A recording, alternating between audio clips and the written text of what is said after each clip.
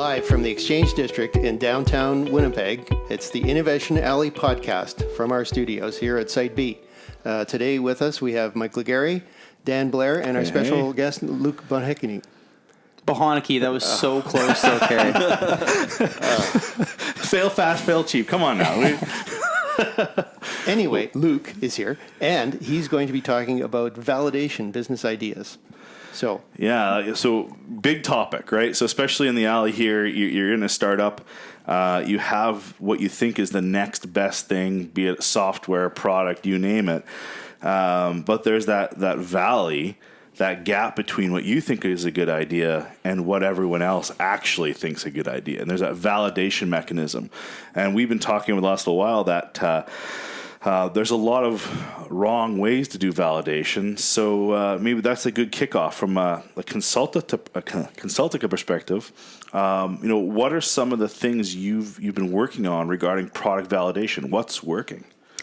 Yeah, so Consultica builds apps for clients. So I'll mention that, we see a lot of people coming in from the, I know exactly what I'm doing stage to the, this is an idea, how do I create a mobile strategy around it? So, and also on the side that we're building internal products. So we see a lot around the early stage idea, how do we validate?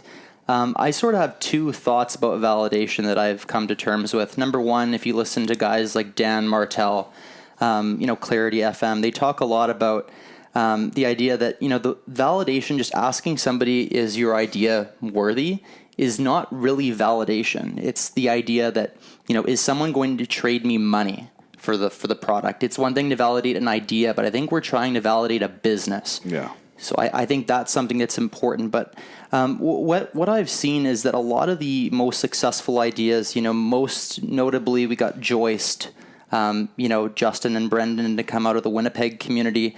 They're raising a round right now that's a lot larger than we've seen in quite some time. And a lot of these ideas, whether it's Joist or whether it's Condoma or whether it's Permission Click or whether it's Panoplay with Dan Blair sitting next to me here, a lot of these best ideas are scratch your own itch startup. Scratch your own itch, meaning, you build it because you have a pain point yourself and you build it to satisfy that pain point. So internally, we just built a product called Nestlean, nestlean.com. And it's an analytics tool where companies building apps can monitor and improve their applications continuously. And we built it not for the public. We built it for ourselves because we had a pain with what was already out there. We had an itch we needed to scratch. So, we built a tool for, doing one thing, then a tool for another thing. And after a while, we realized we had a product. So then after we had a product that we were already seeing as useful, then we turned to other people around us and said, do you want to buy it? So we thought this was a great approach for three reasons, because number one, if you scratch your own itch, you're generally an expert in the industry. Number two, you naturally have a passion for what you're solving, so you'll stick with it for longer.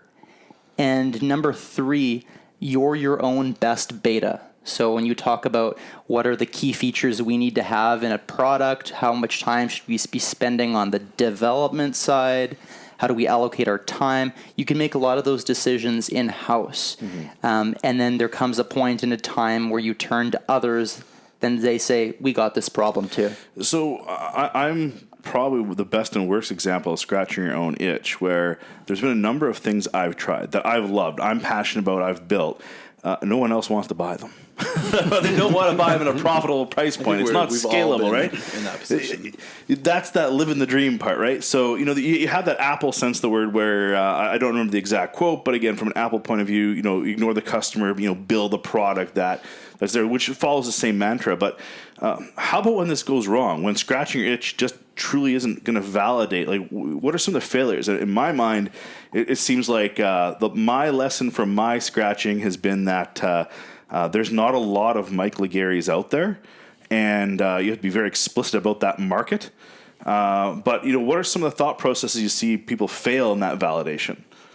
Yeah, for sure. Well, again, to note, Joist is the public example.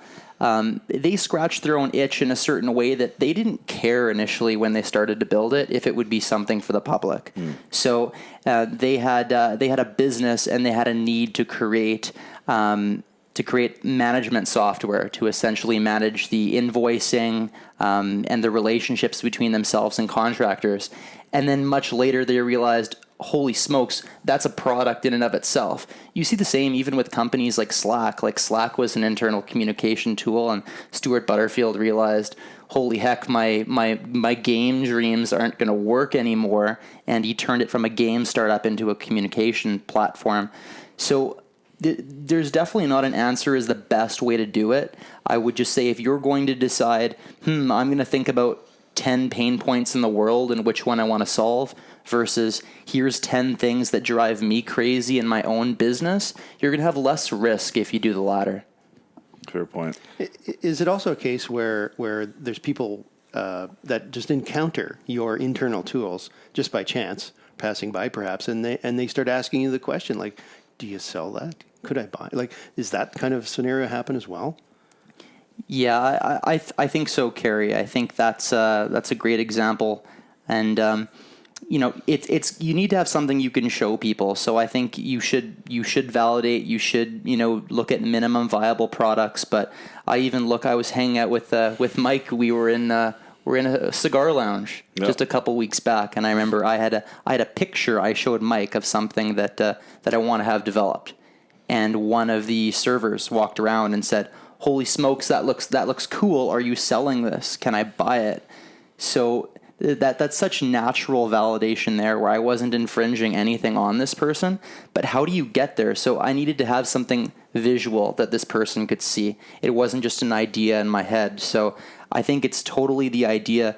How do you just slowly, incrementally phase further away from this is just an idea where people can actually take you seriously, because we live in Ideaville right now. I think everybody has an idea, so the value of it's going down. So even if you ask someone, hey, Carrie, like, is this something I should work on?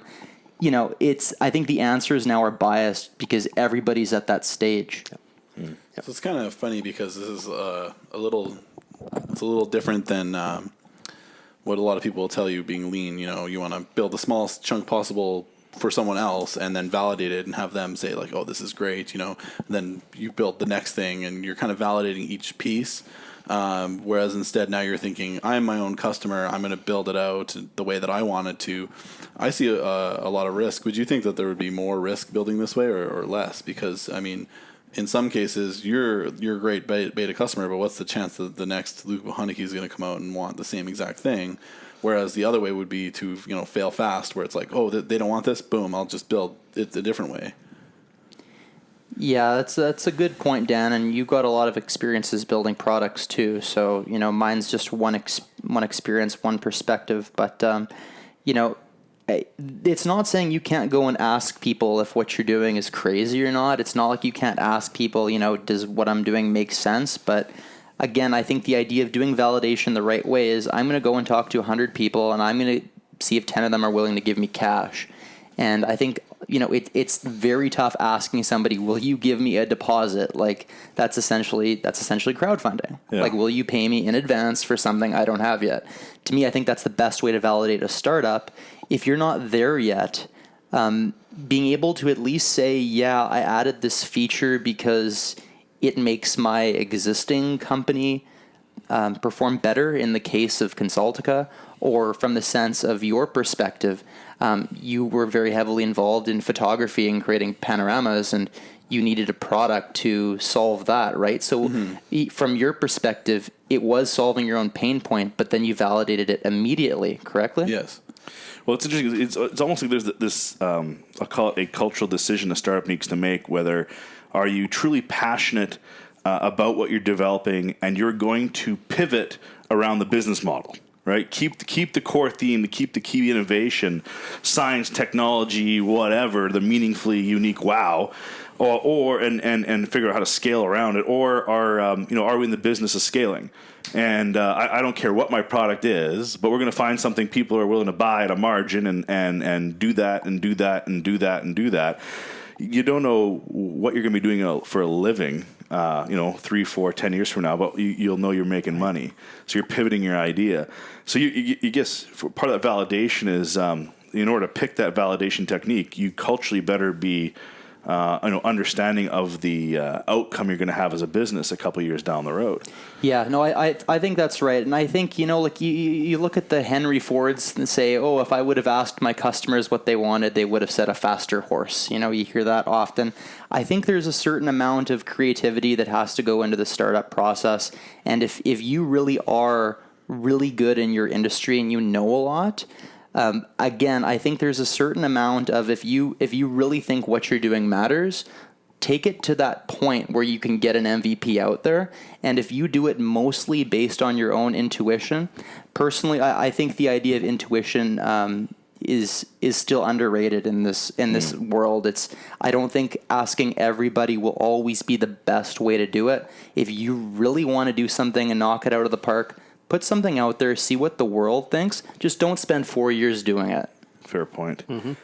The from some closing thoughts from all of us, I think one thing to ask right now, where should folks getting into this look for more information? From the innovation engineering perspective, this validation always screams, is it meaningfully unique? So people can Google innovation engineering. But what things would you recommend, Luc, that people look out online to validate their product validation approach? Mm-hmm.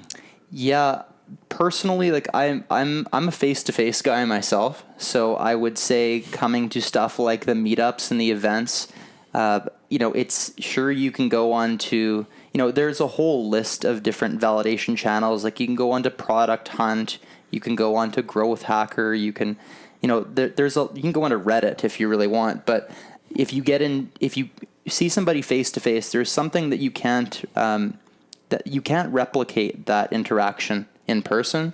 So I would think simply what you shouldn't do is just go to your parents or your spouse and say, buddy, should I start this company? But go to some people that you think might be able to give you a good opinion and bounce it off them. Am I crazy to do this? Yes or no? If I'm not crazy, then, follow your gut and get out some kind of MVP. Perfect. Well, that's all the time we have for today. Thank you, as always, for coming on the air. We look forward to chatting in the future. And that's it for today's session.